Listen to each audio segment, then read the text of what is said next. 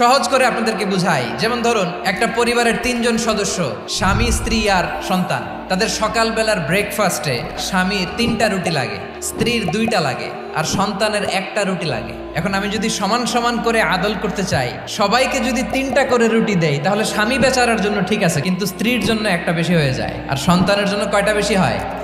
আচ্ছা, 2টা করে যদি সবাই রে দেয় সমান সমান নীতিতে, তাহলে স্ত্রীর জন্য, স্ত্রী বেচারির জন্য ঠিক আছে, কিন্তু স্বামীর কয়টা কম পড়ে? আর সন্তানের বেশি হয়ে যায় কয়টা?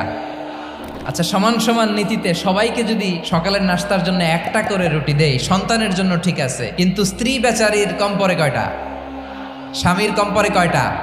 2টা। আর আমি যদি স্বামীকে দেই 3টা, স্ত্রীকে দেই 2টা, আর সন্তানকে দেই 1টা, তাহলে কারো অপচয় হবে না। যেখানে যার যতটুকু দরকার তাকে সেখানে ঠিক ততটুকু দিয়ে দেওয়ার নামই হচ্ছে আদল। আমরা বুঝতে পারলাম আল আদ শব্দের মানে হচ্ছে ইনসাফ বা সুবিচার বা ন্যায় বিচার।